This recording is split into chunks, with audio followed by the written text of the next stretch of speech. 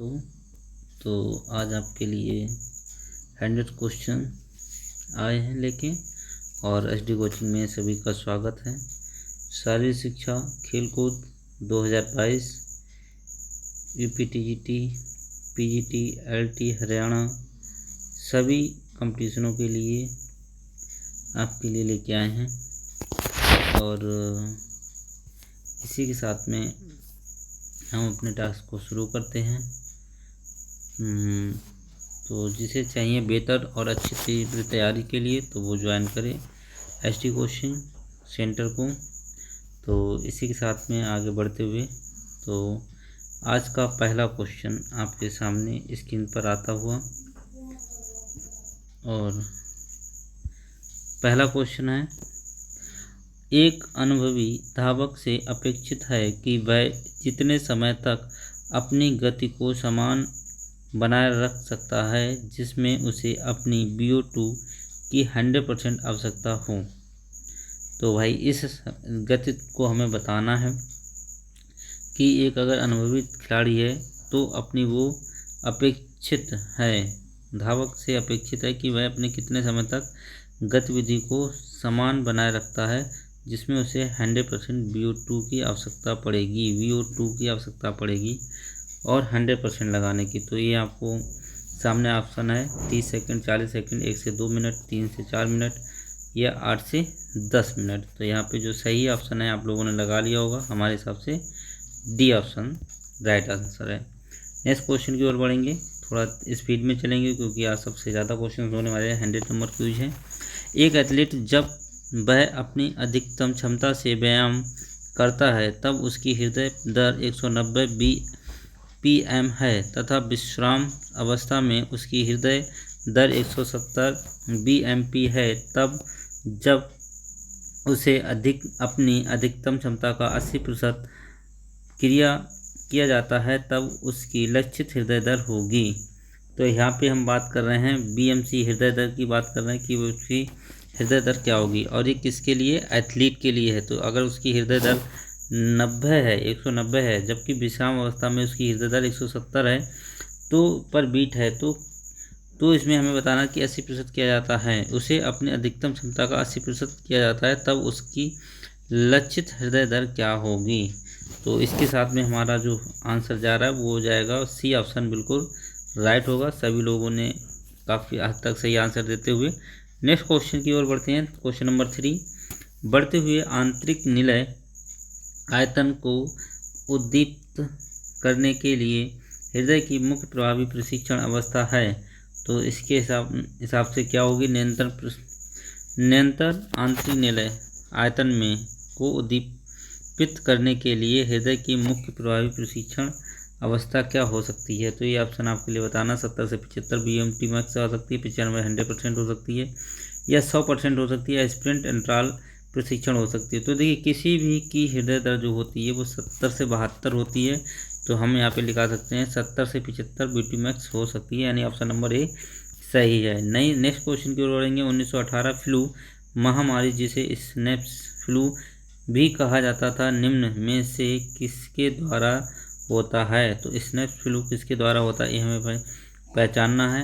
H1N1 influenza ए virus के द्वारा, SARS corona virus के द्वारा, इन्फ्लुएंजा सी वायरस के द्वारा, सिमियन वायरस 5 के द्वारा। तो किसके द्वारा होता है, तो इसका जो राइट आंसर होगा वो राइट आंसर है 1, यानी ये इसका बिल्कुल राइट आंसर है। ये H1N1 इन्फ्लुएंजा ए वायरस के द्वारा होता है। नेक्स्ट क्वेश्चन की ओर बढ़ेंगे। क्वेश्चन नंबर है 5, और 5 क्वेश्चन क्या कह रहा है ये आपको पढ़ना। तो देखिए यहाँ पे अगर किसी को वास्तविक में इंग्लिश और हिंदी दोनों की तैयारी चाहिए तो आप एसडी कोचिंग में ज्वाइन कर सकते हैं, सब्सक्राइब कर सकते हैं, बिल्कुल फ्री ऑफ कास्ट है आपका, और एसडी कोचिंग आपका बिल्कुल स्वागत करता हुआ। तो ये हमारा जो है एसडी कोचिंग है, और यहाँ पे टेलीग्राम पर भी आप जुड़ सकते हैं, ये हम टेलीग्राम पर भी डालते हैं। तो ये हमारा एसडी कोचिंग है, आप देख रहे हैं एसडी कोचिंग का लोगो, तो इससे आप ज्वाइन कर सकते हैं, सब्सक्राइब कर सकते हैं। यदि आपको निरंतर अपना प्रैक्टिस अपनी जांच करनी है कि आपने कितने क्वेश्चंस राइट किए हैं,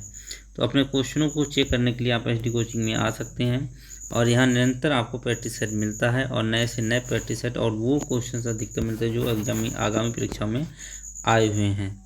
और पिछली बार में भी काफ़ी क्वेश्चन हमारे यहाँ से फंसे थे। तो बढ़ते हुए मांसपेशी कोश का घनत्व तथा सूत्र कण का आयतन घनत्व के लिए मुख्य प्रभावी परीक्षण की अवस्था है। तो मुख्य प्रभावी परीक्षण की अवस्था क्या है?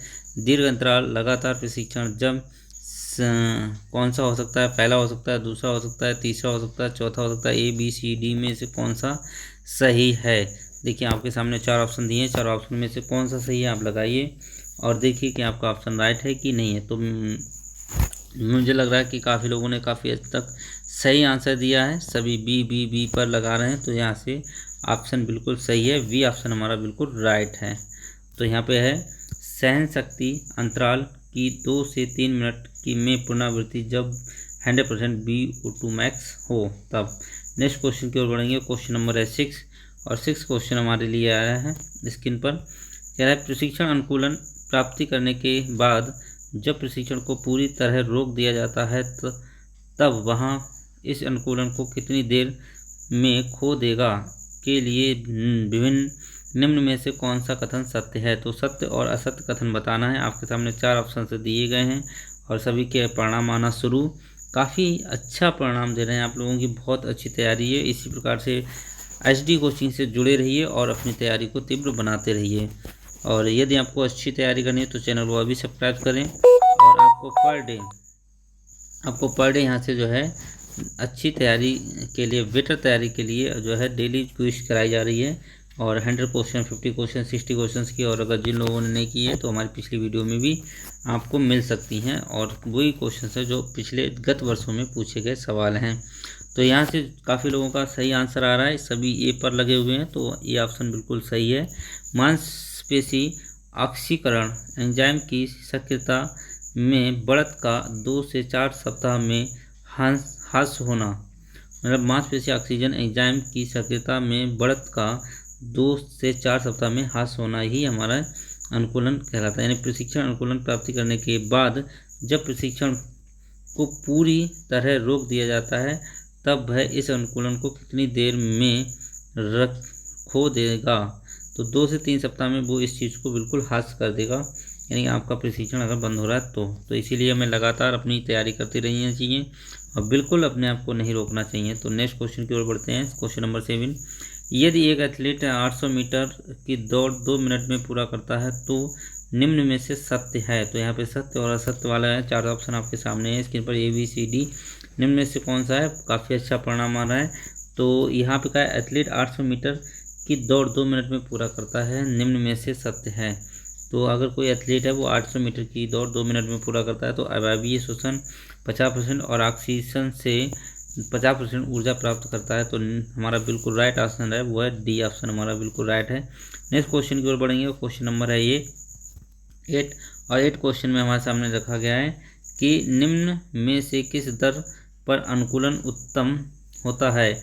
यदि एक अप्रशिक्षित एथलीट 12 महीने में प्रगतिशील सहनशीलता प्रशिक्षण लेता है तब। तो यहाँ पे हमारे सामने 4 ऑप्शन दिए गए ABCD। तो लोगों के काफ़ी अच्छे फिर से जो है वह उत्तम होगा पहले 2 महीने में, वह उत्तम होगा अंतिम 2 महीने में, वह उत्तम होगा 3 से 4 महीने में, वह हर महीने में समान रूप से अनुकूलित होगा। तो कौन सा हमारा ऑप्शन सही है? तो यहाँ पे जो लोगों का ऑप्शन है सभी के ए आ रखे हैं, तो बिल्कुल राइट आंसर, ये आंसर बिल्कुल राइट है। तो नेक्स्ट क्वेश्चन की ओर बढ़ते हैं।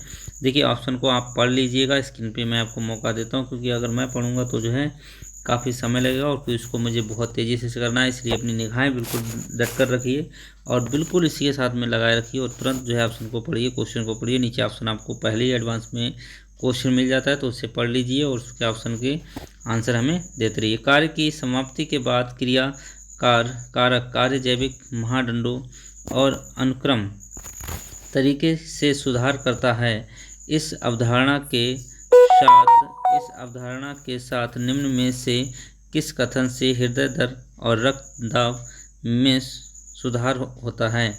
तो किससे हमारा सुधार होता है? तो कार्य की समाप्ति से 20 से 60 मिनट अंतराल में। तो हमारा बिल्कुल राइट ऑप्शन सभी का सही आता हुआ डी ऑप्शन बिल्कुल राइट है। नेक्स्ट क्वेश्चन की ओर बढ़ते हैं। क्वेश्चन नंबर है 10 और 10 में कहा गया कि निम्न में से कौन सा कथन 100 मीटर स्प्रिंट स्पर्धा के लिए स्प्रिंट स्पर्धा क्या होती है, इसे हम जान लेते हैं। तो स्प्रिंट स्पर्धा में क्या होता है कि हमारे सामने जो है 3 चीज़ें बोली जाती हैं। Set on your mark, athlete set on your mark set और गो बोला जाता है। एथलीट ऑन योर मार्क पहला ऑप्शन बोला जाता है, दूसरा हमारा बोला जाता है सेट और तीसरे पे कहा जाता है गो या फायर। तो ये हमारा होता है स्प्रिंट रेसों में 3 चीज़ें हमारी होती हैं और दोनों ये दौड़ जो है बैठकर की जाती है। नेक्स्ट, तो इसमें जो क्वेश्चन हमारा है बिल्कुल है एटीपी अवयवीय माइक्रोजेनिस तथा 50% एकरता एटीपी तथा प्रोक्रेस्टिन से प्राप्त होती है। तो यानी कि सही ऑप्शन है, बिल्कुल राइट ऑप्शन है और ऑप्शन नंबर है ये। ऐसे सवाल आपके इस बार एग्जाम में बनने वाले हैं क्योंकि एग्ज़ाम का जो लेवल है वो बढ़ेगा। ये 100% आपको मालूम है कि इतना सरल नहीं आएगा जितना सरल पिछली बार आया, तो वहाँ से इस बार लेवल बढ़ने को आपको देखने के लिए मिलेगा। इसलिए हमें उच्च लेवल के ही क्वेश्चन करने चाहिए। तो आपको अगर हमारी क्विज करनी है तो बिल्कुल आप सब्सक्राइब करिए और हमारे यहाँ जो है पर डे की क्विज में आप देखिए कि आप कितनी अच्छी तैयारी चल रही है। मानव शरीर में कार्बोहाइड्रेट का संचय कैसे किया जाता है, निम्न में से सत्य कथन का चयन कीजिए। तो सत्य कथन में बताना 4 ऑप्शन आपके सामने दिए गए हैं। तो हमारे हिसाब से आपके ऑप्शन आते हुए सी ऑप्शन सभी में आ रहे हैं। बहुत बढ़िया, बहुत अच्छा ऑप्शन लगा रहे हैं सी। इसका मुख्य भाग मांसपेशियों में संचित किया जाता है, यानी कि इसका जो मुख्य भाग है वो हमारा संचय कर लिया जाता है मांसपेशियों में। तो संचय कहाँ किया जाता है कार्बोहाइड्रेट का, तो मांसपेशियों में। वसा का भी संचय मांसपेशियों की होती है और वो भी होता है एडिपोस मांसपेशियों में। कहाँ होता है, एडिपोस मांसपेशियों में होता है। नेक्स्ट क्वेश्चन की ओर बढ़ेंगे। क्वेश्चन नंबर है ग्लाइकोलाइसिस चक्र में ग्लूकोज पाइरुविक अम्ल में परिवर्तित होता है, निम्न में से कितनी एटीपी ऊर्जा उत्पन्न होती है। तो इसमें ऊर्जा की बात की है कि कितनी एटीपी ऊर्जा उत्पन्न होगी। तो यहाँ पे ऊर्जा जो होती है वो सी ऑप्शन सबका राइट आंसर आता हुआ 3, सी ऑप्शन बिल्कुल राइट। नेक्स्ट क्वेश्चन की ओर, क्वेश्चन नंबर 13 में कहा गया है कि ग्लूकोज के एक अणु के ऑक्सीजन से उत्पन्न ऊर्जा ग्लाइकोलाइसिस क्रेब्स चक्र तथा इलेक्ट्रॉन ट्रांसपोर्ट चैन में की रेडॉक्स अभिक्रिया के कितने अणु एटीपी के बराबर होते हैं, कितने अणु एटीपी के बराबर होते हैं, ये हमें बताना है। तो ये आपका बिल्कुल रटा हुआ होगा। तो यहाँ पे अगर एक अणु की बात करें ऑक्सीजन की उत्पन्न ऊर्जा के लिए ग्लाइकोलाइसिस क्रेब्स चक्र में, तो 36 एटीपी की आवश्यकता होती है। सी ऑप्शन बिल्कुल सही है, सभी का ऑप्शन सही आता हुआ। बहुत अच्छा है, बहुत अच्छी तैयारी सभी लोगों को और इस बार के लिए बधाई कि आपकी एक सीट पक्की हो। सहन शक्ति व्यायाम के दौरान रक्त ग्लूकोज सांद्रता का नियम निम्न में से किस कारक पर निर्भर करता है। तो किस कारक पर निर्भर करता है ये हमें बताना है। नेक्स्ट, तो इसमें है ABCD किस पे जो है निर्भर करता है। देखिए सहन शक्ति का व्यायाम के दौरान, तो यहाँ पे ग्लूकोज क्या होगा भाई, ग्लूकोज की आवश्यकता होती है हमें, कार्बोहाइड्रेट की आवश्यकता होती है। अगर हम कोई भी सहन शक्ति व्यायाम कर रहे हैं तो जितनी ज़्यादा कार्बोहाइड्रेट की मात्रा होगा उतना ही हम उस पर सहन शक्ति दिखा सकते हैं। नेक्स्ट है 6 महीने के भारी प्रतिरोध प्रशिक्षण के बाद निम्न में से कौन सा अनुकूलन सबसे कम होने की यानी मांसपेशियों में संभावना है। सबसे कम अनुकूलन होने की कौन से, तो आपके सामने ABCD 4 ऑप्शन दिए गए हैं। तो लोगों के आंसर आने से ही सभी बी कहने आ रहे हैं। तो सही है, बिल्कुल राइट बता रहे हैं आप लोग, बी ऑप्शन बिल्कुल सही है। सूत्रकण का आयतन घनत्व में बढ़ोतरी। नेक्स्ट क्वेश्चन की ओर चलेंगे। क्वेश्चन नंबर है 6 और 6 में कहा गया है कि एक महत्वपूर्ण प्रतियोगिता से पूर्व एक छोटी चक्र का उपयोग केवल एक चोटी तक किया जा सकता है। प्रतियोगिता के प्रारंभ होने से पूर्व कितने दिन में उस चोटी तक पहुंचना चाहिए, कितने दिनों में चोटी तक पहुंचना चाहिए। यानी देखो इन्होंने क्या है कि एक महत्वपूर्ण प्रतियोगिता से पूर्व, यदि कोई महत्वपूर्ण प्रतियोगिता जैसे इस समय हमारे सामने एग्जाम होने वाले हैं, तो इससे महत्वपूर्ण प्रतियोगिता हमारे सामने क्या हो सकती है। तो ये छोटी चक्र का उपयोग केवल एक चोटी तक किया जा सकता है, एक चोटी तक किया जाता है। प्रतियोगिता के प्रारंभ होने से पूर्व कितने दिन में उस चोटी तक पहुंचा जा सकता है। तो कितने दिनों तक हम पहुंच सकते हैं। अगर उसे को सही ढंग से अगर छोटे से दिनों में करें तो हमें कम से कम 4 से 5 दिन अपनी एथलेटिक्स को करने में चाहिए, रिवीजन करने में चाहिए। भाई नहीं चाहिए भाई, अब 1 महीना 2 महीना हमारा रह गया तो हमें उसमें रिवीजन करने के लिए आवश्यकता होती है। तो 2 से 3 महीने हमारे लिए हो गए, 3 से 4 और खिलाड़ी से 5-6 दिन में रिसर्व हो जाएगा। नेक्स्ट क्वेश्चन की ओर बढ़ते हैं कि सुमित सुमित अंतिल का संबंध कौन से खेल से है? तो सुमित अंतिल भाई बात कर रहे हैं, तो इनसे ये किस खेल से संबंधित हैं, इसके लिए हमें बताना है। बहुत अच्छा आंसर साथ हुए, लेकिन कुछ लोग भाई अभी भी जो है गलत दे रहे हैं। तो इनका जो है भाला फेंक से संबंधित है, तो बहरा फेंक से संबंधित है। पैरालंपिक के हैं ये खिलाड़ी। तो नेक्स्ट क्वेश्चन की ओर बढ़ेंगे। क्वेश्चन नंबर है 18, मांसपेशियों के कोशिका घनत्व को बढ़ाने के लिए किस प्रकार का कोशिका घनत्व सबसे कम प्रभावी होता है? तो किस प्रकार का कोशिका घनत्व सबसे प्रभावी होता है? और यहाँ पे एक बात बता दें कि भाला फेंक में आप लोगों को नीरज चोपड़ा के बारे में मालूम ही होगा। इन्होंने 87.50 मीटर का भाला फेंका, किसमें? ओलंपिक में भाई इन्होंने हमारे लिए गोल्ड मेडल जीता है। किसने? ये थे हमारे जो है, जो भी हमने नाम बोला आपके लिए। तो इन्होंने बहुत ही बढ़िया जो है हमारे लिए ओलंपिक में गोल्ड मेडल जीता। तो यहाँ से एक क्वेश्चन जरूर बनेगा, तो इस चीज़ के लिए आप बिल्कुल ध्यान में रखेंगे। नेक्स्ट क्वेश्चन है, और वो क्वेश्चन हमारा क्या है? 18 क्वेश्चन है कि मांसपेशियों के कोशिका घनत्व को बढ़ाने के लिए किस प्रकार का कोशिका घनत्व सबसे कम प्रभावी होता है? तो किस प्रकार का, मतलब कोशिका अगर घनत्व हमें बढ़ाना तो किस प्रकार का कोशिका घनत्व सबसे कम प्रभावी होगा, तो ये हमें बताना। तो देखिए, कोशिका का घनत्व बढ़ाना तो भारी प्रतिरोध प्रशिक्षण हमें कम प्रभावी होगा। नेक्स्ट क्वेश्चन की ओर बढ़ते हैं। क्वेश्चन नंबर है 19, और 19 क्वेश्चन का जो है वो हमारा है कि जब भार प्रशिक्षण में उपयोग किया जाता है तब सर्किट में सीधे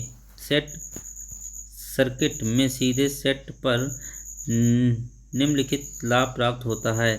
जब भार प्रशिक्षण में हम उपयोग किया जाता है तो सर्किट में सीधे सेट पर जो है निम्नलिखित लाभ जो है प्राप्त होता है। तो किससे प्राप्त होता है ये हमें बताना। A B C D 4 option दिए गए हैं, तो 4 ऑप्शनों में आपने देख लिया होगा। तो छोटे अंतर सेट विश्राम पिरामिड की अनुमति देता है तथा प्रशिक्षण सत्र की अवधि में कम कराता है।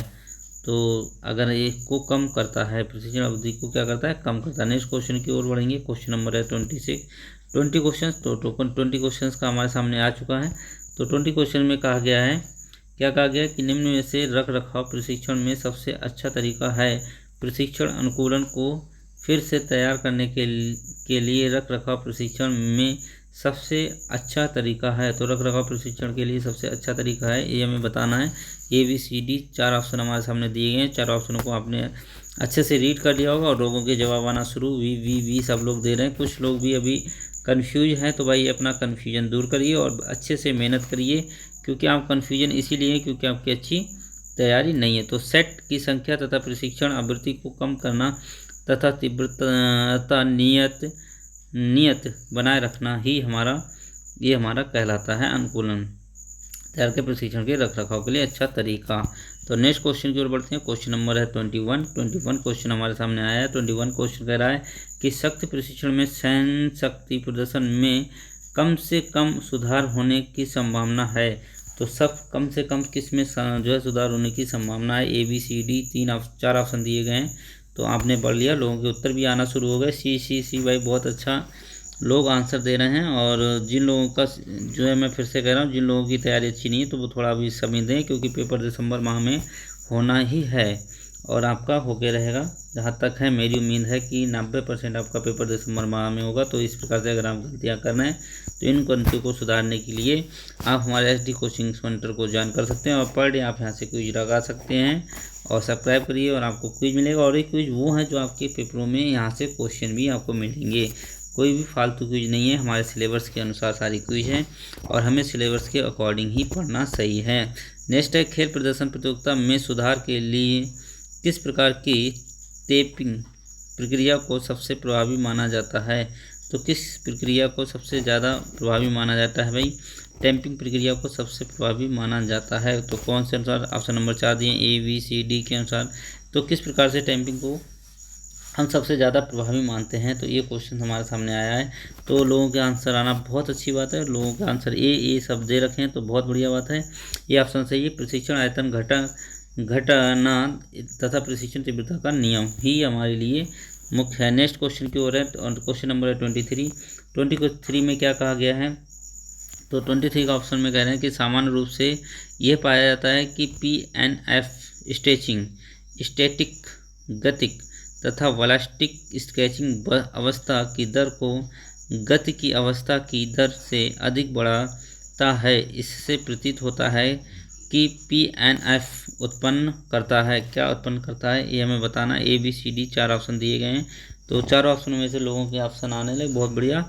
C भाई हाँ, काफ़ी लोगों के C ऑप्शन आ रहे हैं, किसी का A, किसी का B, किसी का D, लेकिन जो ABD लगा रहे हैं वो हमारे भाई जो हैं वो अपने आप में कंफर्म नहीं है, तो वो बेहतर तैयारी के लिए HD कोचिंग को सब्सक्राइब करें। तो तनाव सहनशीलता में अधिक वृद्धि होती है, यानी C ऑप्शन बिल्कुल राइट ऑप्शन है। नेक्स्ट क्वेश्चन की ओर बढ़ते हैं। क्वेश्चन नंबर है 24 में कहा गया है कि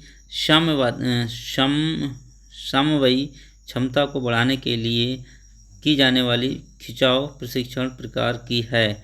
तो समवायी मतलब क्षमता को अगर हमें बढ़ाना तो किस प्रकार से खिंचाव प्रशिक्षण करना सही है। तो इसके लिए हमारा बिल्कुल राइट ऑप्शन, बहुत अच्छा, बहुत सरल ऑप्शन, और वो ऑप्शन है बैलिस्टिक, यानी C ऑप्शन बिल्कुल सही है। नेक्स्ट क्वेश्चन को, ओलंपिक म्यूजियम कब खोला गया। तो ओलंपिक म्यूजियम कब खोला गया, मोस्ट इम्पोर्टेंट क्वेश्चन आपके लिए आया है, और इसका जो सही आंसर है वो 23 जून 1923 में, यानी कि C ऑप्शन बिल्कुल सही है। तो इस क्वेश्चन के लिए आप बिल्कुल मोस्ट इम्पोर्टेंट में डाल लीजिए। अब आपका चलता हुआ ओलंपिक, अंतर्राष्ट्रीय ओलंपिक कमेटी के मुख्यालय कहाँ है। बहुत बढ़िया, ये भी क्वेश्चन है और पूछा जा सकता है। देखिए मैंने आपसे कहा ना कि कहाँ से क्वेश्चन वही पूछे जाएंगे जो आपके एग्जाम में आपके सिलेबस के अकॉर्डिंग है। हम वही क्वेश्चन लाते हैं जो आपके सिलेबस से अकॉर्डिंग है, हम नहीं लाते हैं बाहर से कोई भी क्वेश्चन जो कि आपके लिए दिक्कत पैदा करें। तो नेक्स्ट है इसका सही आंसर, तो सभी बता देंगे। इसका तो आंसर B सबका सही जा रहा है, बिल्कुल एकदम सरल ऑप्शन। नेक्स्ट क्वेश्चन की ओर बढ़ते हुए 27, निम्नलिखित में से किस ग्रैंड स्लैम टाइटल को रोलैंड गैरोस टाइटल के नाम से जाना जाता है। ग्रैंड स्लैम टाइटल को किसे रोलैंड गैरोसो टाइटल के नाम से जाना जाता है। ये तो कौन सा ऐसा ग्रैंड स्लैम है भाई, और ये भी हमारा क्वेश्चन बिल्कुल ग्रैंड स्लैम से क्वेश्चन पूछे जाते हैं, और ऐसे ही क्वेश्चन आएगा, क्योंकि मैंने कहा ना परीक्षाओं का स्तर जो है बढ़ने वाला है, तो इसे बिल्कुल मोस्ट इम्पोर्टेंट में आप लगा लीजिए। तो इसका जो सही है, तो देखिए यहाँ पे हमें क्या देखना है कि रोलैंड, देखिए रोलैंड गैरोसो कहा जाता है टाइटल, और इसका टाइटल है क्या, ग्रैंड स्लैम टाइटल है। तो ये हमारा बिल्कुल जो राइट ऑप्शन है वो हमारा है, ये ऑप्शन बिल्कुल सही है।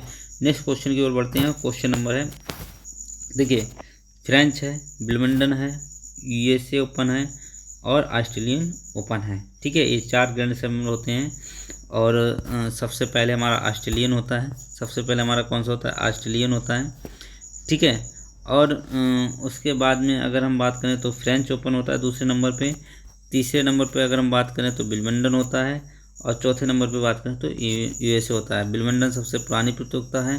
ठीक है, और इनके बारे में पूछा भी जाता है कि सबसे पुरानी जो प्रतियोगिता है वो विंबलडन है, और इसकी शायद स्थापना 1905 में हुई थी, 1905 में का है। ठीक है, तो इस प्रकार से हमें इनके जो है वर्ष भी ध्यान में रखने चाहिए। ठीक है, तो इसी के साथ में अगला क्वेश्चन की ओर बढ़ते हैं। हालांकि इसमें बहुत कुछ है बताने, लेकिन ज़्यादा बताएंगे तो समय ज़्यादा हो जाएगा, क्योंकि क्विज जो है लंबी है।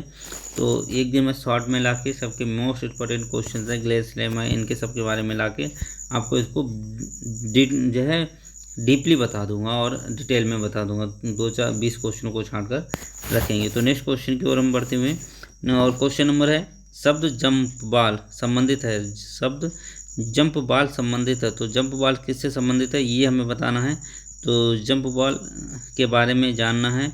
तो जंप बॉल भाई किससे संबंधित है, जंप बॉल किस में का दिया जाता है। तो जंप बॉल भाई हमारा बिल्कुल सबका सही है, राइट आंसर बास्केटबॉल में दिया जाता है। जंप बॉल किस में दिया जाता है, बास्केटबॉल में किया जाता है। और जंप बॉल की और बास्केटबॉल की जो है शुरुआत किसने की, तो ये इंग्लैंड ने की। ठीक है, और तो इसके बारे में भी हम पढ़ लेंगे। तो यहाँ से भी काफ़ी क्वेश्चंस पूछे जाते हैं। नेक्स्ट क्वेश्चन है, क्वेश्चन नंबर है 29 में राष्ट्रीय हॉकी टीम के कप्तान का नाम जिसने 1928 में एम्स्टर्डम में पहला ओलंपिक गोल्ड मेडल प्राप्त किया था। यहाँ से ये भी पूछा जाता है कि कौन ऐसा कप्तान जो हॉकी टीम का कप्तान है जो सर्वप्रथम जो है प्रथम श्रेणी के जो है पैड पर चढ़ा था। तो कौन था वो?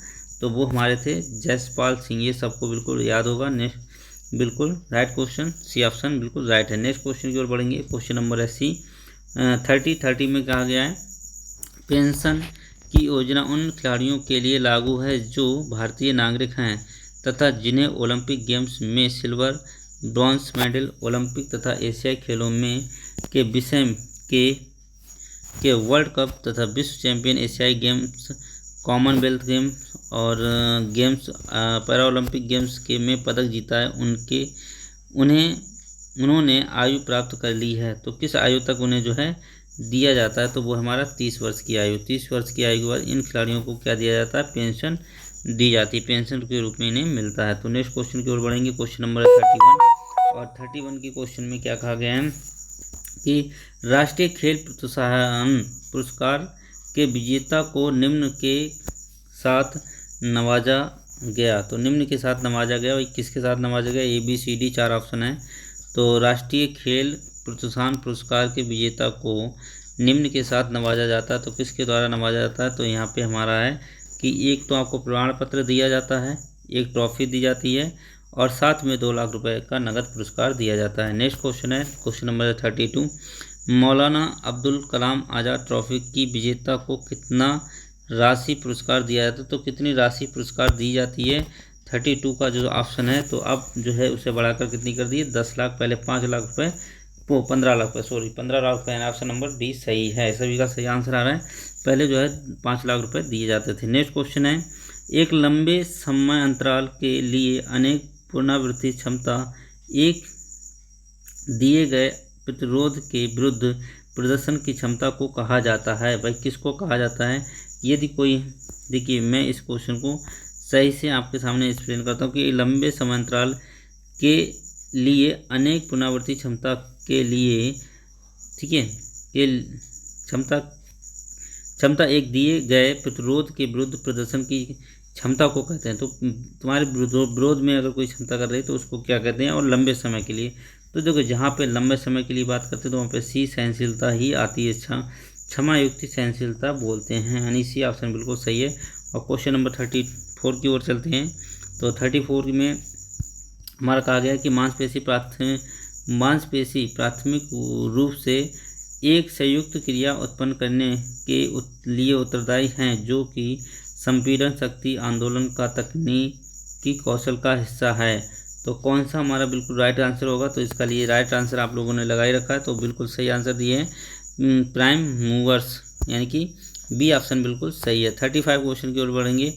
35 क्वेश्चन में कहा गया क्रिया के प्रारंभ में जितनी संभव हो अपनी मोटर इकाइयों को स्वच्छता से भर्ती करने की क्षमता कहलाती है। तो क्या कहलाती है? इसके लिए हम कहेंगे तो बिल्कुल हमारा सही है, अंतराल मांसपेशीय समावयन ही कहते हैं भाई। नेक्स्ट क्वेश्चन की ओर बढ़ेंगे। क्वेश्चन नंबर है 36 और 36 में आया है कि स्वस्थ रहने तथा कल्याण के लिए उच्चतम क्षमता प्राप्त करने के लिए निरंतर तथा जानते बूझते किए गए प्रयासों को कहते हैं। भाई जानते बूझते किए गए प्रयासों को क्या कहते हैं? तो 36 में क्या कहेंगे भाई? देखिए एक तो स्वास्थ्य और कल्याण के लिए उच्चतम क्षमता करने के लिए, दो तो उच्चतम क्षमता के लिए क्या होता है भाई? कल्याणकारी होगा, यानी सी बिल्कुल ऑप्शन हमारा सही है। तो नेक्स्ट क्वेश्चन है, नेक्स्ट क्वेश्चन नंबर 37 निम्नलिखित में से कौन स्वास्थ्य संबंधी फिटनेस का एक घटक नहीं है? तो स्वास्थ्य संबंधी फिटनेस का जो घटक नहीं है भाई वो चपलता हमारी नहीं, एजिबिलिटी, यानी कि हमारी एजिबिलिटी बिल्कुल भी स्वास्थ्य संबंधी से घटक नहीं है, यानी लचीलेपन को हम बिल्कुल अपने स्वास्थ्य से नहीं जोड़ सकते हैं। बाकी सभी है कार्डियक आउटपुट है, शारीरिक संगठन है, मानसीय है, एंडोरेंस है, मानसीय लचीलापन है, ये सभी चीज़ें इसमें आती हैं, लेकिन चपलता हमारी एजिबिलिटी नहीं आती है। नेक्स्ट क्वेश्चन है क्वेश्चन नंबर 38 और 38 का जो क्वेश्चन है वो हमारा है कि मांसपेशी क्षमता उपयोगिता के उपयोग का निश्चय किया जाता है। तो किसके द्वारा निश्चय किया जाता है? तो इसमें जो निश्चय किया जाता है ऑप्शन नंबर ए बिल्कुल राइट आंसर आप लोगों ने लगा रखा है। ए पुनरावृत्ति अधिकतम जितनी भी ज़्यादा हम पुनरावृत्ति करेंगे उतना ही हमें लाभ होगा। नेक्स्ट क्वेश्चन है और क्वेश्चन नंबर है 39 और 39 के क्वेश्चन को पढ़ते हैं कि कार्डियो स्पायरेटरी एंडोरेंस यानी धीरज का निश्चय किया जाता है, किसके द्वारा किया जाता है? ABCD 4 ऑप्शन आपके सामने दिए गए। तो 4 ऑप्शनों में थे आपका बहुत अच्छा रिस्पांस मिला। देखिए जहाँ एंडोरेंस की बात हो रही तो वहाँ ऑक्सीजन की बात होगी ही जरूर, तो यहाँ पे थोड़ा क्वेश्चन ऊपर नीचे है, तो इसको हम हटा के केवल टिक करते हैं क्योंकि ऑप्शन में नहीं आएगा। तो ऑक्सीजन वह मात्रा जिसका उपयोग शारीरिक क्रिया के प्रति मिनट उपयोग में किया गया हो, तो वही हमारा कार्डियक आउटपुट कहलाता है, यानी धीरे श्वसन क्रिया को कहते हैं। नेक्स्ट है क्वेश्चन नंबर 40, मानव शरीर के वायवीय तथा अवायवीय घटक को कहा जाता है भाई, जिसमें वायवीय और अवायवीय घटक दोनों हो रहे हो तो वो क्या कहलाएगा भाई, वो हमारा कहलाएगा शारीरिक संगठन, यानी सी ऑप्शन बिल्कुल सही है और आप लोगों का बिल्कुल राइट जाता हुआ। आप लोग जो हमारी वीडियो को देख रहे हैं तो इससे अपने आप को चेक कर सकते हैं कि आपकी तैयारी कितनी चल रही है, और यदि आपकी तैयारी में कुछ कमी है तो आप एचडी कोचिंग को सब्सक्राइब करिए। आपको पूर्ण कराएगी आपकी तैयारी और आपके साथ रहेगा जब तक कि आपका पेपर जो है नहीं हो जाता। एक व्यक्ति, और बिल्कुल वो भी मुफ्त में, एक व्यक्ति की BMI कितनी होगी, वह 1.7 मीटर लंबा तथा उसका वजन 78 किलोग्राम हो, तो वह BMI निकालनी है, तो वह है कितनी होगी भाई BMI, तो BMI बतानी है भाई कितनी होगी, तो आप निकाल सकते हैं। और इसका BMI निकालने का सूत्र आपको पता ही है, सबके लिए पता होगा, नहीं पता तो मैं बता दे रहा हूँ। BMI अगर आप निकालेंगे, BMI का जो निकालने का सूत्र होता है वो होता है kg यानी किलोग्राम, और लंबाई का स्क्वायर, लंबाई का स्क्वायर कर देंगे तो जो हमारा वजन है, तो वजन कितना है 78 है, और इसका 1.17 का क्या करेंगे 78 और 1.71 गुणा 1.71, जब इसे हम कट करेंगे तो हमारा आ जाएगा निकल के कितना, तो ये हमारा लगभग 27 के करीब आएगा। तो 27 कैसा आ रहा है, फैट में आ रहा है, और यह हमारा किस में आ रहा है, तो ये आपको बताना है। तो इसका जो ऑप्शन है ये किस में आ रहा है, कि ये सामान्य में आ रहा है, फैट में आ रहा है, मोटापे में आ रहा है, या अधिक मोटापे में आ रहा है, तो ये आपको बताना है। ठीक है, तो सामान्य में आ रहा हो तो ये आपको कमेंट में, हमारे कमेंट बॉक्स में लिखना है कि किस प्रकार के फैट में ये आ रहा है। तो नेक्स्ट है हमारा, और क्वेश्चन नंबर है कौन सा है 42 क्वेश्चन की ओर चलेंगे।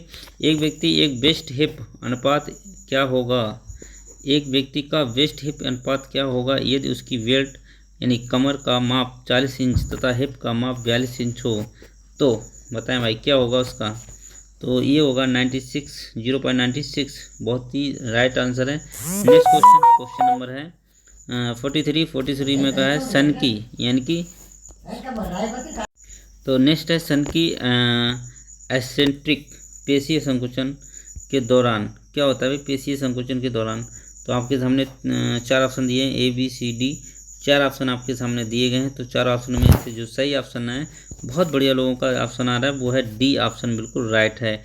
मांसपेशी की लंबाई बढ़ना और संकुचन के दौरान ही मांसपेशियों की लंबाई बढ़ना ही हमारा क्या कहलाता है, एसेंट्रिक कहलाता है, यानी शन की पेशी कहलाता है। यहाँ से भी ये क्वेश्चन पूछा जाता है। आइसोमेट्रिक, आइसोकाइनेटिक और आइसोकाइनेटिक और आइसोमेट्रिक और आइसोमेट्रिक इत्यादि, ये 3 जो हैं हमारे होते हैं। ठीक है, आइसोमेट्रिक, आइसोटोनिक और आइसोकाइनेटिक, ये 3 होते हैं। तो इनमें से हमारा क्या होता है, ये जो हमारा बोला जाता है, ये हमारा होता है इसे बोलते हैं आइसोटोनिक।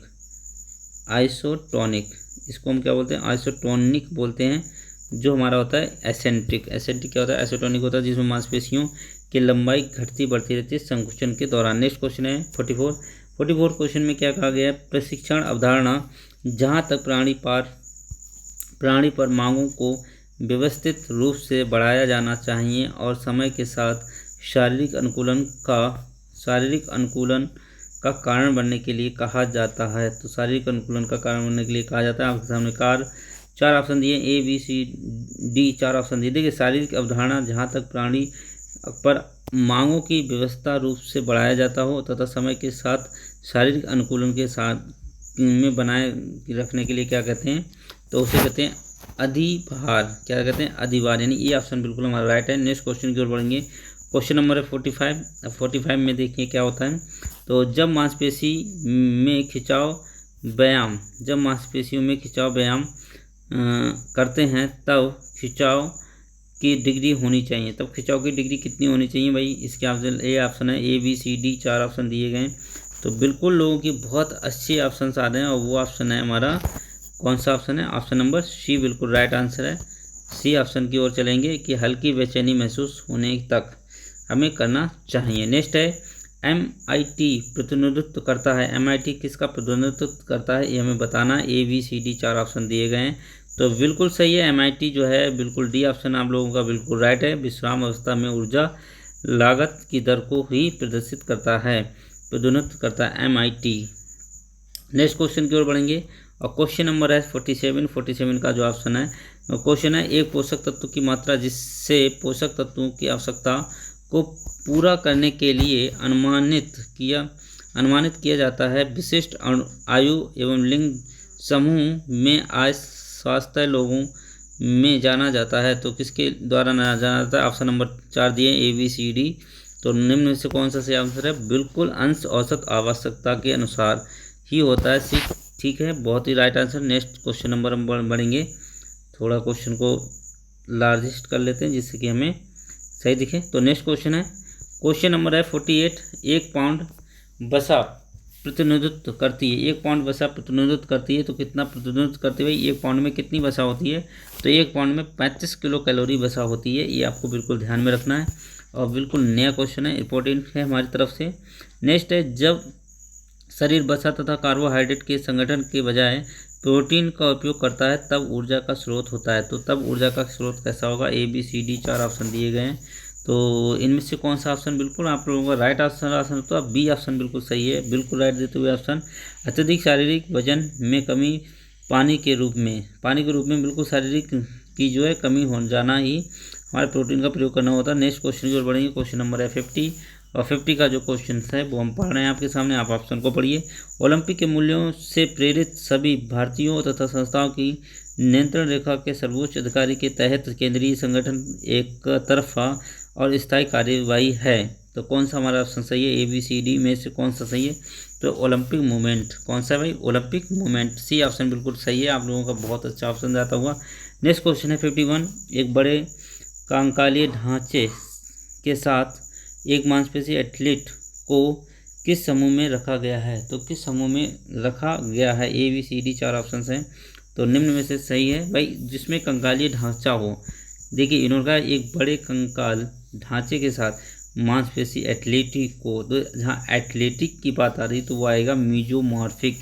क्या आएगा, मीजोमॉर्फिक, यानी कि हमारा सही होगा मांसपेशी एथलीट की समूह में रखा गया, तो बिल्कुल राइट ऑप्शन है A मीजोमॉर्फिक। देखो मीजोमॉर्फिक, एंडोमॉर्फिक और एक्टोमॉर्फिक, ये हमारे सेल्डन के जो है प्रकार हैं। सेल्डन ने इसे जो है डिवाइड किया, तो मीजोमॉर्फिक सेल्डन का प्रकार कभी पूछा भी जाता है, और ये व्यक्तित्वता को ही जो है बताता है, हमारे व्यक्तित्व को प्रदर्शित करता है। नेक्स्ट क्वेश्चन है, प्रत्येक निकाय अपनी विश्राम अवस्था में लगातार रहता है जब तक कि वह बल उस अवस्था को परिवर्तित करने के लिए विवश ना हो। यह कथन गति के किस नियम को इंडिकेट करता है। पहले तो गति का जो नियम दिया वो किसने दिया, न्यूटन ने दिया। न्यूटन के 3 नियम थे, न्यूटन ने 3 नियम दिए। पहला नियम त्वरण का नियम, नहीं पहला नियम था तत्परता का नियम, त्वरण का नियम और क्रिया प्रतिक्रिया का नियम। तो यहाँ से हमारा जो राइट ऑप्शन है वो हमारा राइट ऑप्शन आपके सामने आता हुआ, वो राइट ऑप्शन हमारा क्या है, त्वरण का नियम। कौन सा नियम, द्वितीय नियम, त्वरण का द्वितीय नियम है हमारा। तो C ऑप्शन बिल्कुल, वो सॉरी यहाँ पे थोड़ा मिस्टेक हो गया क्वेश्चन में, त्वरण का नियम नहीं है यहाँ पे, जो ऑप्शन है वो हमारा है जड़त्व का नियम। किसका नियम है, जड़त्व का नियम कहलाता है। किसका नियम कहलाता है, जड़त्व का नियम। ठीक है, नेक्स्ट क्वेश्चन की ओर बढ़ते हैं। क्वेश्चन नंबर है, सजिटल की चाल आमतौर पर होती है, तो सजिटल की चाल आमतौर पर कैसी होती है। तो सजिटल में हम किस प्रकार की जो है चाल कर सकते हैं, तो देखिए यहाँ पे भी होता है, सजिटल होता है, हॉरिजेंटल होता है और फ्रंटल, 3 प्रकार के प्लेन होते हैं, और इन प्लेनों में घूर्णन होता है। ठीक है, तो सजिटल जो प्लेन होता है वो कैसा होता है, देखिए ये हमारा 2 भागों में बंटता है। सजिटल दाएं और बाएं भाग में बचता है, तो दाएं और बाएं भाग में बांटा जाता है, तो ये लचीला और विस्तारित होता है। कैसा होता है, लचीला और विस्तारित होता है। B ऑप्शन हमारा बिल्कुल राइट है। नेक्स्ट क्वेश्चन की ओर बढ़ते हैं। क्वेश्चन नंबर है 54, और 54 देखिए यहाँ से क्वेश्चन पूछा जरूर जाएगा, सजिटल की आमतौर पर चाल होती है तो कैसी होती है, लचीलेपन की और विस्तार के रूप में होती है। ठीक है। जैसे कोनिका हम घुमाते हैं और अब बढ़ाते हैं, तो कोनिका जो ग्लैंड होता है वो सजिटल होता है, तो आगे पीछे जब कोनी को करते हैं तो उसी का उदाहरण है। नेक्स्ट क्वेश्चन की ओर बढ़ते हैं। क्वेश्चन नंबर है, एक एथलीट के लिए विश्राम तथा आराम के लिए कौन सा समय है? तो विश्राम और आराम के लिए कौन सा समय उसके लिए सही होता है? 4 ऑप्शन आपके लिए दिए गए, तो वो है हमारा संक्रमण चरण। कौन सा होता है? संक्रमण चरण। अच्छा, संक्रमण चरण क्या होता है इसके बारे में समझ लेते हैं। संक्रमण चरण क्या होता है? संक्रमण चरण प्रतियोगिता चरण होता है एक, सही है। प्रारंभिक चरण होता है, प्रतियोगिता से पूर्व चरण होता है।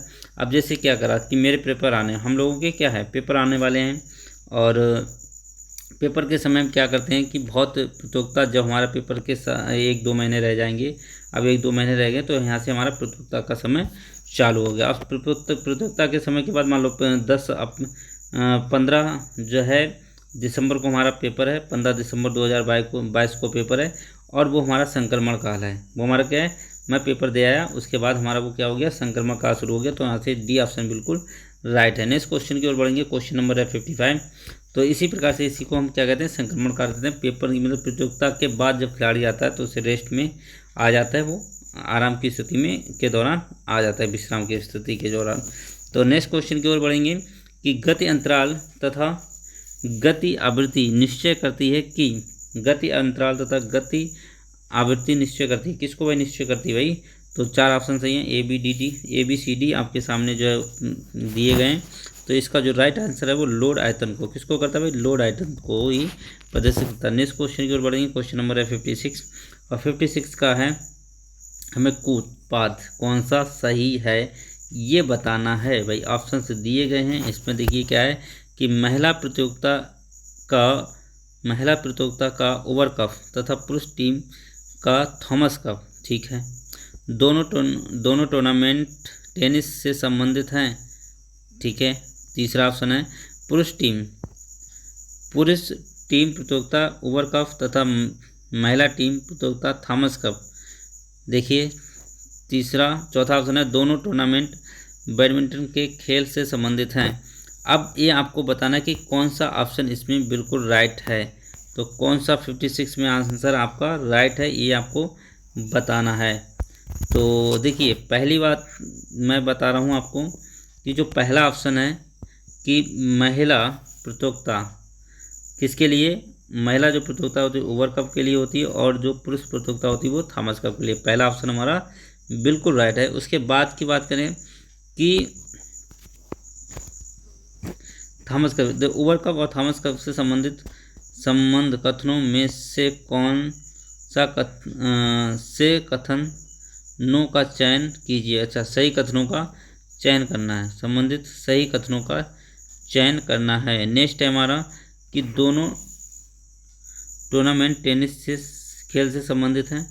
तो ये तो बिल्कुल नहीं है कि टूर्नामेंट खेल से संबंधित हो, नहीं। तो टूर्नामेंट टेनिस से संबंधित नहीं है भाई। उबेर कप और थॉमस कप हमारे टेनिस से संबंधित नहीं है। दूसरी चीज़ है जब यहाँ से है तो बिल्कुल ये ऑप्शन बिल्कुल नहीं है। तो लास्ट वाला जो ऑप्शन है कि दोनों क्या है भाई, टूर्नामेंट किससे, बैडमिंटन से संबंधित है। तो कौन सा हमारा ऑप्शन सही है?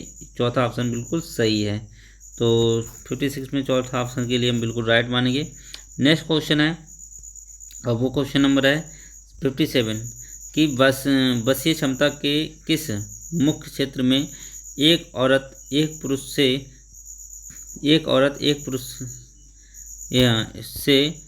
कम है। बसीय क्षमता के किस मुख्य क्षेत्र में एक औरत एक पुरुष से कम है भाई। तो किससे कम है? और बसीय क्षमता के लिए कहते हैं मोटापे के लिए। किससे कहते हैं? मोटापे के लिए। तो भाई कौन सा वो है बताइए भाई। तो इसमें ऑप्शन आपके लिए ABCD 4 ऑप्शन दिए गए। तो इसका जो सही ऑप्शन है बिल्कुल राइट आपने छाटा है, वो राइट आंसर है आपका डी ऑप्शन बिल्कुल राइट है। कौन सा ऑप्शन सही है? डी ऑप्शन बिल्कुल राइट है। पतली हड्डी तथा गोल बसीय मांसपेशी के लिए वो कम है। नेक्स्ट क्वेश्चन है 58 का, एथलीट के वार्षिक प्रशिक्षण तैयार करने में किस कारक का ध्यान नहीं देना चाहिए। एथलीट वार्षिक प्रशिक्षण तैयार करने में किस कारक का ध्यान नहीं देना चाहिए। 58 के सही आंसर है ABCD 4 ऑप्शन आपके सामने दिए गए। तो बिल्कुल आपका राइट आंसर सही आता हुआ एथलीट का आर्थिक स्तर को देखकर। ठीक है, नेक्स्ट क्वेश्चन की ओर बढ़ेंगे। क्वेश्चन नंबर है 59। क्वेश्चन नंबर है 59। थोड़ा कम कर लेते हैं, इंग्लिश वाला नहीं आ रहा है। तो 59 की ओर बढ़ेंगे। 59 क्वेश्चन में क्या गया कि खेल प्रशिक्षण में एक छोटा चक्र में अंतराल होना चाहिए। एक छोटे से चक्र में अंतराल होना चाहिए। इस खेल प्रशिक्षण में छोटे चक्र की बात की है, माइक्रो की बात की है। यहाँ पे किसकी बात की है? माइक्रो। मैं लिख दे रहा हूँ। देखिए, इन्होंने छोटी की बात की है, तो छोटा कब होता है भाई? माइक्रो। देखो यहाँ पे दिया हुआ है इंग्लिश के अगर ऑप्शन में हम देखें तो इंग्लिश के ऑप्शन में यहाँ पे माइक्रो साइकिल के बारे में कहा गया है। माइक्रो साइकिल तो कितने दिनों की होती है? तो ये हमें बताना। तो ये जो है 1 से 2 हफ्ते की होती है, मतलब ये ऑप्शन बिल्कुल सही है। नेक्स्ट बात करेंगे मांसपेशियां जो अवायवीय श्वसन में विकसित होती हैं उनमें, बल्कि यहाँ से 1-2 सप्ताह नहीं होने चाहिए, यहाँ पे थोड़ा मिस्टेक दिया है। तो यहाँ पे अगर हम कहें तो 1 सप्ताह कितना मान सकते हैं? 1 सप्ताह मान सकते हैं। ठीक है, तो नेक्स्ट 1 सप्ताह के लगभग मान सकते हैं। नेक्स्ट है हमारा, क्योंकि 5 से 10 दिन होता है, 7 से 10 दिन होता है, तो 1 सप्ताह ही सही होगा। नेक्स्ट क्वेश्चन है 60। मांसपेशियां जो अवायवीय श्वसन में विकसित होती हैं उनमें अधिक रूप से भरा होता है। उनमें अधिक रूप से भरा होता है। तो क्या भरा होता है अधिक रूप से भाई? तो बताइए भाई, क्या भरा होता है? तो विकसित होती है तो वो कैसे होती है? तन्यता और ढीलापन। कैसा होता है? तन्यता और ढीलापन। नेक्स्ट क्वेश्चन की ओर 61 की ओर चलेंगे। मानव शरीर में गुणसूत्रों की संख्या, इसमें तो हमें कुछ कहना ही नहीं है, ये बिल्कुल आपके सबका सही होगा। सी ऑप्शन बिल्कुल सही है इसका। नेक्स्ट क्वेश्चन की ओर बढ़ते हैं। क्वेश्चन नंबर 62 में चलते हैं कि प्रतियोगिता के दौरान एक एथलीट एक सटीक उद्दीपन की बात कर रहे हैं। तो 62 के दौरान सटीक उद्दीपन ग्रहण करने की क्षमता को नाम दिया गया। तो क्या नाम दिया गया 62 में? तो ABCD 4 ऑप्शन है। देखिए टाइम काफ़ी होता हुआ, तो जल्दी चलेंगे। तो यहाँ पे कौन सा ऑप्शन सही है? ये ऑप्शन बिल्कुल सही है। 63 की ओर करेंगे। जब संधि के बीच का कोण परिवर्तन ना हो तथा कोई बल उत्पन्न नहीं होता है वह मांसपेशी कहलाती है। तो देखिए यहाँ पे उसी की बात कर रहे हैं, आइसोमेट्रिक की बात हो रही है। कोई भी परिवर्तन ना हो, कोई भी हलचल ना हो, किसी प्रकार का कुछ भी ना हो, तो वहाँ पे क्या होगी भाई? समवायवीय क्रिया, यानी कि आइसोमेट्रिक की बात करते हैं। किसकी बात कर रहे हैं? आइसोमेट्रिक। तो इस प्रकार से आपसे घुमा के क्वेश्चन पूछा जा सकता है। तो इन क्वेश्चन को बिल्कुल ध्यान से देखिएगा, पढ़िएगा। एक छड़ी मार प्रतियोगिता प्रशिक्षण पर जोर देगा जबकि एक स्प्रिंटर गति अंतराल प्रशिक्षण पर ध्यान केंद्रित करेगा। उपयुक्त कथन किस प्रशिक्षण सिद्धांत को दर्शाता है? मैं फिर से एक बार क्वेश्चन को दोहरा देता हूँ कि एक छड़ी मार प्रतियोगिता है प्रशिक्षण पर जोर देगा जबकि एक स्प्रिंटर गति अंतराल प्रशिक्षण पर ध्यान केंद्रित करेगा। उपरोक्त कथन किस प्रशिक्षण से संबंधित है? तो कौन? ABCD 3-4 ऑप्शन दिए गए। 4 ऑप्शन में से सही आंसर बहुत बढ़िया आप लोगों का आता हुआ विशेषता का सिद्धांत कहलाएगा। किसका सिद्धांत कहलाएगा? विशेषता का सिद्धांत कहलाएगा। नेक्स्ट क्वेश्चन की ओर बढ़ते हैं। तंत्र जो शरीर के आंतरिक अनैच्छिक कार्यों को नियंत्रित करता है कहलाता है। तो ABCD 4 ऑप्शन दिए गए, तो इसका जो सही आंसर है वो B ऑप्शन बिल्कुल सही है, स्वतंत्र तंत्र की ओर। नेक्स्ट क्वेश्चन की ओर बढ़ेंगे। क्वेश्चन नंबर है 66 और 66 में क्वेश्चन में कहा है कि सीखने का एक जटिल सिद्धांत जो सीखने और उत्तेजना तथा प्रदर्शन के बीच एक रैखिक संबंध की भविष्यवाणी करता है कहलाता है। तो क्या कहलाता है भाई? 66 का सही आंसर है तो है ड्राइव सिद्धांत। क्या कहलाता है? ड्राइव सिद्धांत, यानी कि ये ऑप्शन बिल्कुल सही है। नेक्स्ट क्वेश्चन की ओर बढ़ेंगे। क्वेश्चन नंबर है 67 और 67 में कहा गया है कि व्यक्तित्व और उत्तेजना का एक सिद्धांत यह प्रस्तावित करता है कि एक व्यक्ति का मनोवैज्ञानिक अभिविन्यास टेलिक तथा पेरिटोलिक मोड के बीच आगे पीछे स्विच करता है कहलाता है। तो क्या कहलाता है? ये हमें बताना है। तो इसमें सही ऑप्शन है, आपके सामने 4 ऑप्शन दिए ABCDE। तो होता है एडाप्टर की रिवर्स थ्योरी। किसकी होती है? एडाप्टर की रिवर्स थ्योरी। ये भी क्वेश्चन बहुत ही ज़्यादा इंपॉर्टेंट है, तो आप इसे बिल्कुल सही से देख लेंगे। नेक्स्ट है राइडर कप किस खेल से संबंधित है? तो राइडर कप भाई किससे संबंधित है? तो ये गोल्फ से संबंधित है, आप लोगों को पता होना चाहिए, बिल्कुल राइट है। नेक्स्ट क्वेश्चन की ओर बढ़ेंगे। क्वेश्चन नंबर है 69 में कहा गया है तो मस्लो पदानुक्रम की ज़रूरतों के क्रम में सबसे ऊपर मुख्य ज़रूरत कौन सी है? तो कौन सी है भाई? तो सबसे पहली जो ज़रूरत है वो सबसे पहली ही है। ये ऑप्शन बिल्कुल सही है। नेक्स्ट क्वेश्चन कर रहे हैं। नेक्स्ट क्वेश्चन है 70 में क्या कहा गया है कि स्वास्थ्य आहार के लिए हमारे द्वारा सेवन की जाने वाली वसा का अधिकांश भाग किस प्रकार की वसा के रूप से बना होता है? तो किस प्रकार की रूप से बना होता है ये हमें बताना है। तो इसका जो सही आंसर है वो ट्रांस वसा। कैसी होती है? ट्रांस वसा। भाई जो भी हम खाते हैं वो हमारी ट्रांस वसा के रूप में जो है जमा होता है, और जितना भी हम ऑयली खाएंगे तो सबसे ज़्यादा उसमें ट्रांस वसा ही पाई जाती है। 3 प्रकार की वसा होती है, एनिमल वसा, प्लांट वसा और ट्रांस वसा। जैसे तला हुआ खाना हमारी ट्रांस वसा के रूप में आता है। नेक्स्ट को कहेंगे कि सीपी क्या होता है? सीपीआर में उपयोग के लिए श्वसन बचाने के लिए वैक्स हताहत का सही छाती संकुचन का अनुपात है। तो क्या अनुपात है 71 का? तो इसका अनुपात है 30:2, यानी कि ये ऑप्शन बिल्कुल सही है। और क्वेश्चन नंबर करेंगे 72 की तरफ। 72 में वस्तुओं को चलाने की क्षमता तथा उन्हें हेरफेर बदलाव करने की शारीरिक क्षमता को जाना जाता है। किसके नाम से जाना? ABCD 4 ऑप्शन दिए, तो इसमें हमारा मोटर क्षमता आ जाएगा। कौन सी क्षमता आ जाएगी? मोटर क्षमता। नेक्स्ट है 73।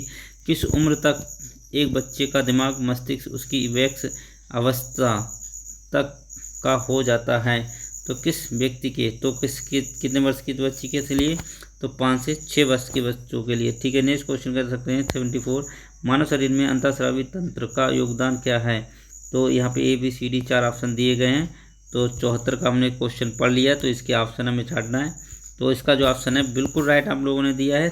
4 ऑप्शन बिल्कुल सही है। शरीर के कार्यों को नियंत्रित करता है तथा क्या है, जिसका तात्पर्य रासायनिक संबंध 10 वाहक से है। नेक्स्ट क्वेश्चन है, क्वेश्चन नंबर है 75। और 75 में क्या है क्वेश्चन आपका कि एक क्रिकेट बॉल को पकड़ने में तंत्र का योगदान किस कथन तथा के द्वारा प्रदर्शित होता है? तो किस कथन के द्वारा प्रदर्शित होता है? तो इसका जो सही ऑप्शन है बिल्कुल आपके द्वारा सही दिया हुआ सी ऑप्शन बिल्कुल सही है। वहाँ की पेशियों को संकुचन के लिए आदेश देता है। किसके लिए देता है? तो वहाँ की पेशी संकुचन के लिए। नेक्स्ट है क्वेश्चन नंबर है 76।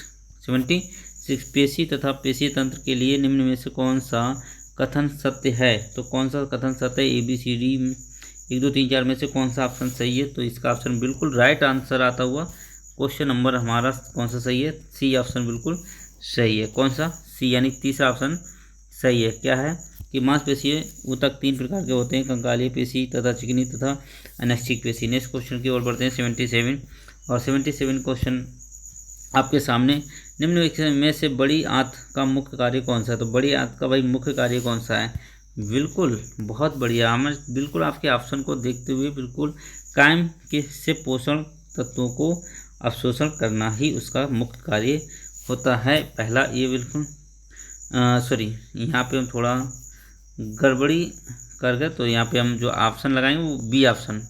यहाँ बी ऑप्शन है, मैंने ऊपर बी ऑप्शन लगाया, मतलब सी वाला व्यर्थ पदार्थ तथा संग्रहित कर निष्कासित करना ही हमारा सही है। नेक्स्ट क्वेश्चन है, और क्वेश्चन नंबर है 78। कौन से वर्ष में YMCA विश्वविद्यालय? ये तो सबको पता ही है, इसमें कुछ कहना ही नहीं है, 1920।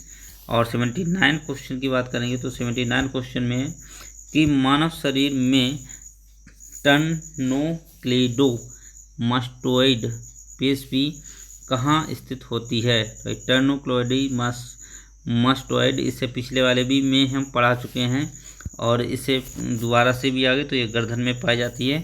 तो बिल्कुल जिसने अगर हमारा पिछला प्रैक्टिस सेट किया होगा तो इसमें उसे ये ऑप्शन मिला होगा। निम्नलिखित में से कौन सा कथन शिरा के कार्य को दर्शाता है? कौन सा कथन शिरा के कार्य को दर्शाता है, ये हमें बताना। तो इसका जो सही आंसर है वो सी यानी डी ऑप्शन बिल्कुल सही है।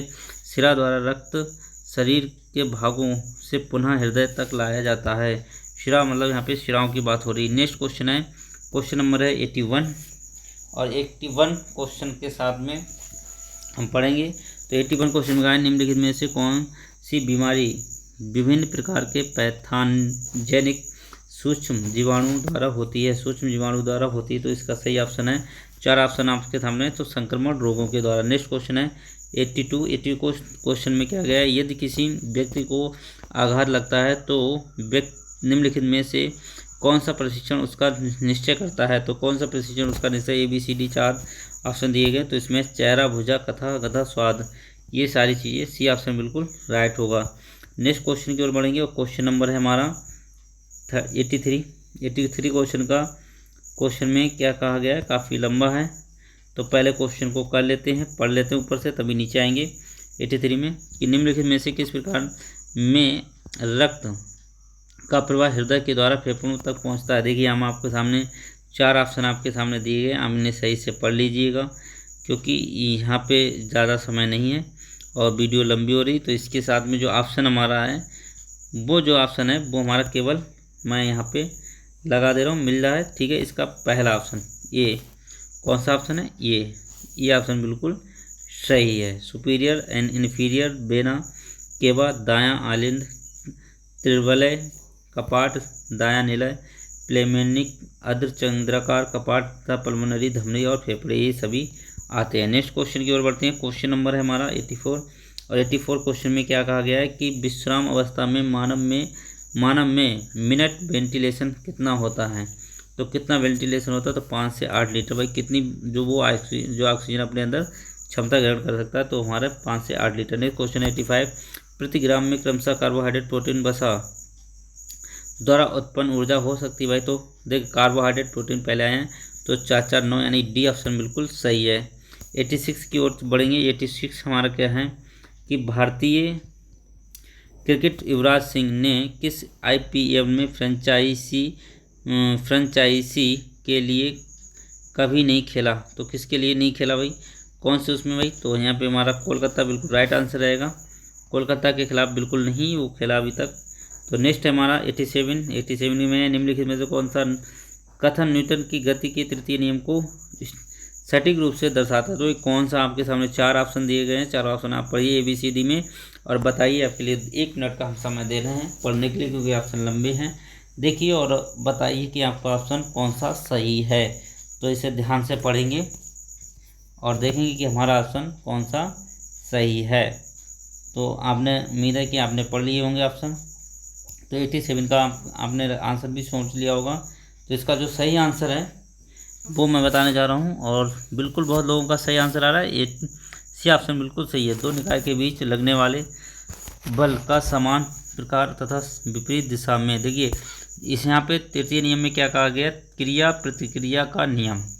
तो जिस प्रकार से हम जितना बल इधर से लगाएंगे उतना ही बल दूसरी वस्तु हमारे ऊपर लगाएगी, ये इसका तृतीय नियम कहता है। नेक्स्ट क्वेश्चन की ओर करेंगे।